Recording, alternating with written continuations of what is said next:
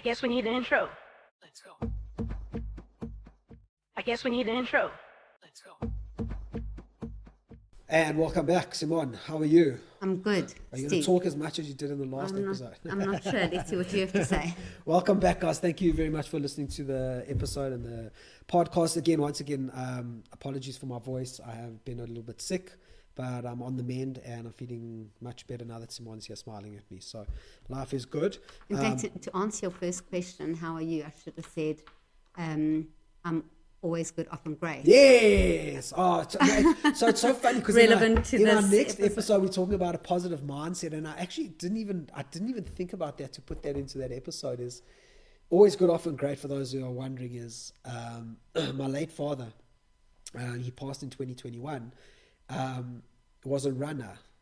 Not that has anything really to do with always good, often great, but he was it's quite funny you starting this off because that's what this episode today is about. Yeah. It's about my brother and my father. But he was the epitome of a positive mindset.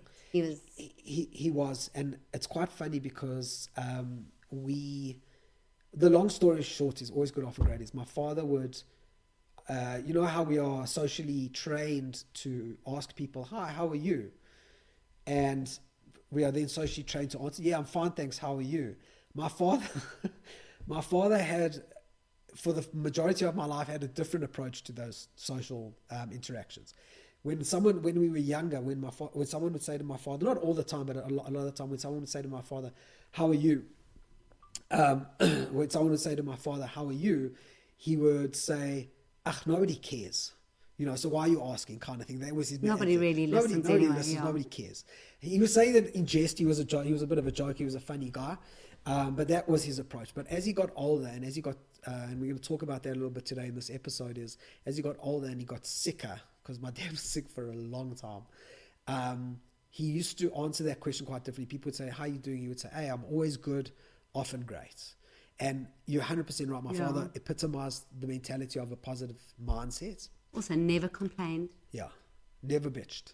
Was never victim. And I mean, when you meet my mother, you must know what comes from that. I'm just joking, Ma. If you ever listen to this, I apologize. But he was a very optimistic guy, and he had absolutely fuck all reason to be optimistic because he had the biggest shit that any human being's ever had. That just kept coming at him. Yeah, everything just hit him. So when he passed, it became a saying amongst his synagogue where he's at with all his mates. We all changed, and to this day I think a lot of us still have our WhatsApp statuses as always good, often great. So it's a call out to the late Leon about just how, for absolutely no good reason, he was just optimistic and happy and often great. Yeah, absolutely no good reason. He was a very stubborn man. And I think that had a lot to do with it. It's funny because we talk in the next episode about positive mindset, and I don't think I've actually got in my notes to discuss the impact that my father had on my positive mindset. But now that I think about it, he was absolutely key. I think I talk more about the impact that my cancer had, and my brother's shooting, which we'll talk about today, and my dad's sickness, what impact that had on my positive mindset. But it never actually dawned on me that my father, that's where it comes from. He was the positive thinker. Yeah. He just got up and he got it done, man. He was an amazing man. And I know everyone's out there is thinking about their father, thinking, "No, my father's an amazing man." Yes, your father's also an amazing man. All our fathers and our mothers are amazing men. But anyway, on to the episode, what we're talking about today, because it's such a cool way to start this episode, Simone. Thank you for remembering that. I'm actually like, I remember it fondly. Yeah. It was a good way to look at the world. Always good, often great. Because when he used to say it, everybody used to be like, "Dude, what are you talking about? How can you actually have an attitude like this? Your life sucks. You're sick. Yeah, you're sick. And your life sucks. You should be fucking pissed. And you're not." He was an amazing man. Anyway, so today I just wanted to, actually this episode is meant to be quite quick. And just to discuss it, in the past episode we spoke a little bit about where I developed my mindset around being very resilient to nonsense and bullshit that comes in life, as was from my childhood cancer. And surviving that when I was age 12. If you haven't listened to that, go listen to that episode. It's a very good episode, and it's a great episode that I will refer a lot of people to in the future when they ask me what's the scar on the back of my head. I'll be able to now say, just go listen to this, so I don't have to explain to you what's going on. But when I, thank God, after my cancer, once I'd survived it at age 12, 13, I managed to just go on with life, and life was good. And my family thought that we were through it, and we thought, hey, this is the worst that's going to happen. And childhood cancer, who does this happen to in the 90s? You know, even then it was like, back then it was an unheard of thing, and chemotherapy wasn't where it is today, and like survival rates weren't where it was today. So it was a really cool experience to go through and come through on the other side as a family and say, hey, we made it. Let's just get on with life. Let's just be normal now. And life was pretty normal for a few years, and it felt pretty good to be normal for a few years until I got to about age 17, 18, when unfortunately my brother was shot in a hold up at a restaurant in Rosebank. For those who don't know about South Africa and South African crime, pretty commonplace incident, not always to get shot, but to be held up. I think it's a rite of passage in South Africa. We all need to be held at gunpoint at some point in our lives. Hopefully not shot. I haven't. Yes, so. Simone hasn't. She's one of the rarities. She's actually doing a talk next week if anyone wants to know what it's like to be one of the few people in South Africa who haven't been held up. But let's not jinx it. Yeah. We're not going to talk about it. But yeah, so bottom line is he was shot in the back, and thank God he survived. He was exceptionally lucky in terms of everything. You know, where it happened, where he was shot, the timing, everything. It was a lot of miracles back to back that happened. And the next few years, you know, as he went through, he was told he would never walk again, and he would be in a wheelchair the rest of his life. And then over the next 2-3 years, he managed to, thank God, with just like support and help and rehab and all these things, to come through it. And now he walks, he has for the last 10, even longer years, walked with one of his legs works, the other one doesn't, and he walks with a limp. Doesn't run so well, but he hopefully he'll hear this episode and he'll have a laugh. Yeah, so he was also exceptionally strong-willed and strong-minded, and managed to come through it the other side. But another big knock to our family, and obviously Sim, you and your family were there for us through it as well. I mean, obviously as family, it was a long journey. There was a good 5-6 years of, and I think it was very scary for everyone around. Yeah. I think it was a lot of things. You know, it was the late 90s. So I think for a lot of people, it was an incident that resonated throughout at least the Johannesburg community, of a young guy. He was young. He was 21 years old or something like that.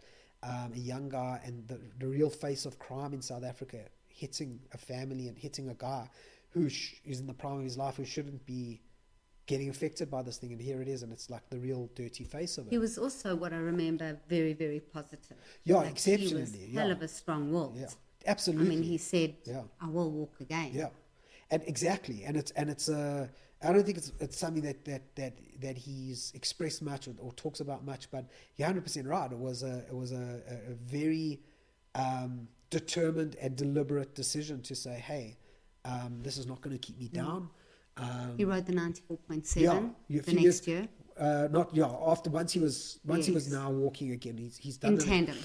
He did it in tandem, and since then he does it on his own. He does a lot of cycling on his own. He now rides a bike on his own. He does all that stuff. What he can do, as I say, he doesn't run very well, but he does the riding and all that stuff. And a real miracle story. It was, and for the family itself, I mean, I think it was just a reiteration, I think, for a lot of people saying to us at the time, like, Jesus Christ, who did you guys piss off that this is now happening to you again? You've got the second trauma in your life. And for us as a family, and just in terms of mindset and whatever, I always say this about my mom and my sister, because nothing bad ever happened to my mom and my sister, thank God, like health-wise or violence-wise or anything. No cancer, no gunshots, none of that. But they were there for all of it, and they the ones, my mom and my sister, the ones who carried the three like lame ducks that were in their life through all of the shit that they had to go through, which in my opinion is actually more difficult, because when trauma happens to you, when you get cancer or you get shot or you get cancer, whatever it is, you're the victim and you're the center of attention, and everyone gathers around you and says, oh, you poor guy, and like, oh my God, I'm so sad for you and all that. Whereas when you are just the person who's supporting, who's fetching the water bottle, who's cooking the food. You actually don't get any of that love. You just get to. Everyone's so worried about the patient, but not about the carer. Totally. And they need it as much different, but as and much. Nobody ever turns around to my mom or my sister and says, "Hey, how you guys doing? Like, are you alright?" They care about, oh my God, is he going to walk again, or is he going to survive, or whatever it is. And so my mom and my sister are real heroes in my eyes. I mean, they really did put up with a lot of shit and dealt with it, and were positive about it the whole way through, which is, again, I don't know, they aren't the most positive people sometimes, but they still, something gathered them through and managed to carry them through. And like the family gathered around when I got sick, when my brother got shot, gathered around, the community gathered around and really pushed us all through. And thank God, as I say, my brother today is able to walk and he's able to cycle and do those things. And that was something that he's got 4 kids now. He's married, and life is as good as it can be. He's given up drinking, which is probably the best. Do you not know about that? No. Given up drinking the whole of this year, I think. He hasn't drunk. Wow, kudos to him. Yeah, that's doesn't amazing. drink. And I know it doesn't sound like a big deal, but he's the community that he's a part of in terms of friends, whatever, it is a big deal. So yeah, he's done very well. And then life moved on a little bit, and we moved on to we thought, again, this is it. We managed to come through 2 big traumas and big things that most families would never have to deal with. Surely it's the end. But little did we know that it was actually just the beginning, particularly for what was going to be. My cancer was quite acute. It was quite short, and it was a year or 2 and it was over. My brother's gunshot was 3-4 years of like operations back and forth, but it was also over and life moved on. My dad then got very sick a few years after that. He got diagnosed with bladder cancer. It's in the genes. I always laugh, and my mother doesn't like this joke very much. Neither does my sister, but I always laugh that I'm just waiting for the call. Oh, no, don't. But even though I've been there already, it's like I'm pretty sure there's a good chance, but it is what it is. But Don't even when go it comes, I'll be ready. I'll know what to expect. So he got bladder cancer, and as I say, it is in the genes. His father died from, I think it was liver cancer. I can't remember exactly, but they were able, very fortunate, they were able to remove his bladder, put in a plastic neobladder, and for the next 5 or 6 years, he lived with that, and life was actually even longer, maybe 10 years or so. He lived with that, and life was actually pretty okay. What we didn't know was that the neobladder was slowly putting a lot of pressure onto his kidneys. It was like kind of backing up a lot of junk into his kidneys, and I can't remember exactly the technical stuff, but it was basically fucking up his kidneys as he lived, to the point where eventually he was told that his GFR, it's called, his GFR, his kidney function ability percentage, was dropping immensely. And he would have to stop eating certain foods, wasn't allowed to eat any salt. It was a whole lifestyle change. But as we were saying, he got sicker and sicker and sicker. And this was chronic. It wasn't a short-term acute year or 2 thing. This was over the next, like the last 15 years of his life. He lived day to day like an absolute trooper, got out of bed and managed to get through it, but in an absolutely sick, managed to continue to run a very successful liquor license consultancy business, continued to be an unbelievably exceptional dad, continued to be an exceptional athlete as well, running. He ran 14 comrades in his day. He was an unbelievable dude, despite, as we said, with a positive attitude. Absolutely no good reason should this guy have had a smile on his face.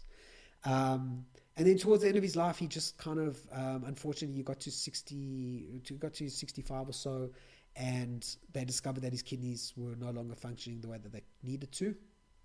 He wasn't, and he had to go into dialysis, which is basically life support. He was on dialysis for about 2-3 years, sick as a dog, just like living a life that and most being people bound to the machines. Yeah, well, every Things are 3 days, 3 days a week, Mm. he had to be in a hospital getting dialysis, and getting sicker and sicker and worse and worse. And my mother, the absolute nurse nightingale that she is, I don't know if that's even a thing, but she just saw him through it, man. She managed to keep him alive for as long as she could, and eventually he went in for a pretty normal, pretty standard operation that didn't go so well, landed up in hospital for a few years, for a few months. And we talk about that in the positive mindsets episode as well. I'll talk about what that taught me about the power of a positive mindset, like what you can actually achieve, the impact you can have on other people's lives if you have a positive mindset. Because I literally, proud of myself on this one, managed to impact my mother and my sister's life for 3-4 months while my dad's in hospital just by having a positive mindset. I could make their day better. And now you reminded me actually that it's all probably down to my dad having a positive mindset, because there was no reason for him to have a positive mindset, because he was so he always did. sick. Always. The guy just got out of bed. He just got out of bed and he smiled and he waved and he was always good. got shit away, often great. So yeah, unfortunately he passed in June 20. It's actually coming up in a few days. Now. Few time, yeah. He passed away, and it was a little bit of a, I think he was tired. I don't think he was actually that tired. I think he was done. I don't think he was done at all. I think he could have gone for another 10 years, no problem. That's the kind of guy he was. I think my mom was done. I'm still waiting on the results of whether or not he was poisoned. I'm just joking. I'm just joking. My mother would never do that. Of course not. I think you have to justify that. Well, I'm just joking, Mars. It's just a joke. But yeah, I mean, I think, I think one of the things that I learned from all this, going through from my cancer, the last 2 episodes, my cancer now, my brother getting shot and my dad getting sick.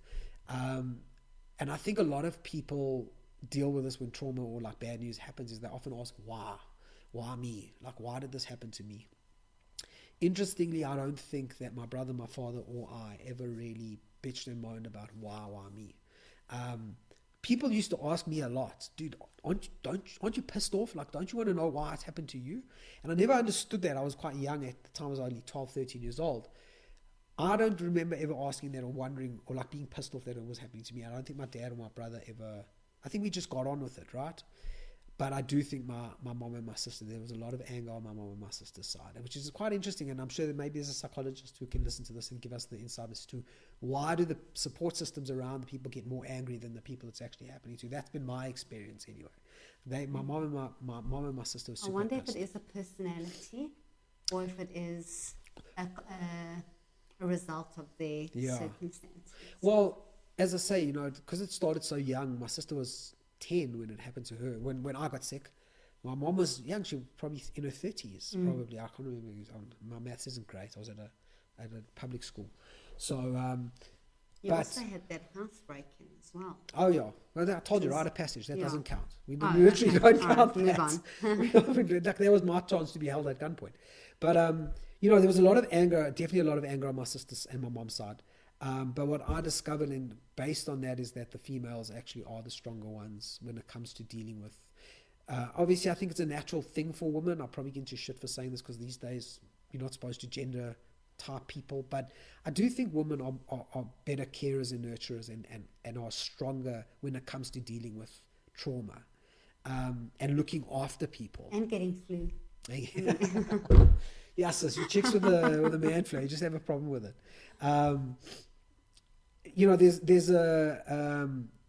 There's a reason why we give birth.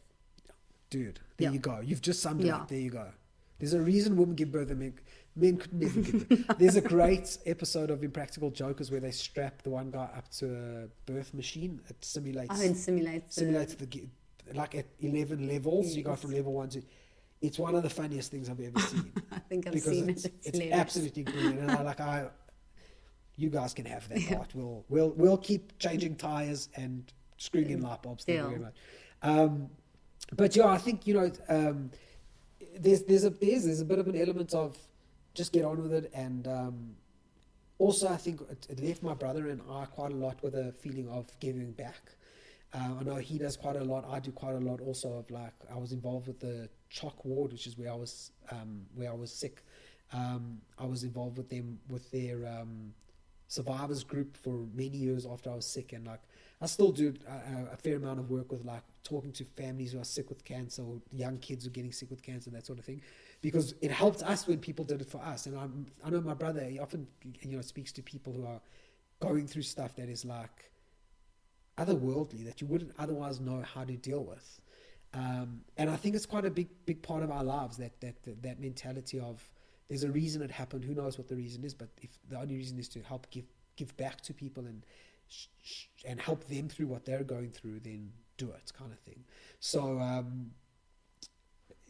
I think, you know, that and the idea of community, just being part of, recognizing you can't do things alone. Like, I do realize, having lived in LA now, I'm isolated away from a big community that I was part of here, and now being back in this community, I realize, like, some of the stuff that we went through there, if you are alone going through it, it's so much more difficult. So much more difficult. We all think that we're strong and we can do things on our own, and we can, for the most part. That's why that's one of the big contradictions of this podcast that I'm loving, is like, I keep saying to people, you need people around, you need to be part of a community, you can't do things alone. But then another message that I like to give out is, it's all on you. Nobody else cares. No one cares about you. You're on your own. Get it done. And there's a contradiction yes there. and no, because if you do surround yourself with the right people, Right, then they are going to care about you. well, they'll care about you to a point. At the end of the day, they're still going back to their house. They're going to get into bed and sleep. And you've still got to deal with the stress that you've got to deal with. It's your stress. So you can ask them for help, but they're not going to do the work for you. You've got to still do the work. So there is a contradiction, and I recognize that, and I don't care. If you have a problem with it, snuff you. I don't care, because I think they're both valuable messages. But there's also proof, sorry, I don't know where you're going, but there's also proof that your brain is a much healthier brain with the more social interactions that you have. Yeah. Like there is scientific proof that people need people, that loneliness shrinks your brain. Yeah. Well, we know that from that, what's that mad experiment? I don't know if it was a Nazi experiment, where they left the babies isolated away from any social interaction. And they fed them and they looked after them, but they just left them alone socially. And they died. They just couldn't survive without social interaction. Like, we need it as much as we need food and water. Yeah. And I think that's one of the lessons I learned in LA. Like, you know, being isolated, even though you are with, and I say this a lot when people say, what was it like living in America or in LA? What's the difference between living in Africa? African people, and I talk about the whole of Africa, because I met a lot of people from all over Africa, but South African people in general, we are sociable people, man. We will talk, we will happily help. We are one of the friendliest nations. Without a doubt. America is the complete opposite. Everybody's out for themselves. They're all looking inward. They all they care about them in their own little circle. They don't really care about the Ubuntu, the family, the beyond the community. They care about themselves. So you've got to just remember that it's a part of who we are. We need to be sociable with people. But that's the end of the shit in my life, I think. I mean, obviously there's been more shit, but we've all had shit. And, you know, I really do encourage you to go listen to the previous episode if you haven't, about my cancer, because I think I like to share that stuff that I learned there. It's not bad news. Like, it really isn't bad news. What I've shared today wasn't bad news. It's not, I also realize, and I say this again because we said in the last episode, some people God only gives you, whether it's God or the universe or whoever it is, you only get dealt the stuff you can deal with. If you're not going to get dealt something that you can't deal with. And that's the amazing thing about human beings and resilience. Whatever we get dealt with, we will find a way to deal with it. We will find a way to make our way through. Very few human beings get absolutely bulldozed over by what they get thrown in their life. We are resilient. We're like cockroaches. We will find a way to survive. And everybody's like that, whether it's cancer or gunshot wounds or a broken arm or a lost job. Like, we are very good at figuring out how to continue surviving. So just believe, remember that, and you'll be fine. Just keep pushing. As Nemo says, I don't know if it's Nemo, but keep swimming. Keep swimming. Just keep swimming. We don't have another choice. We don't have a choice. I think it was Dory. Finding Dory. No, it was Finding Nemo. Finding but Dory Nemo. said that. Sorry. Not a Disney watcher. Just keep swimming. Keep swimming. Just don't give up. That's not an option. Yeah. Thank you, Sam. Nice talking to you again. Thanks, Steve.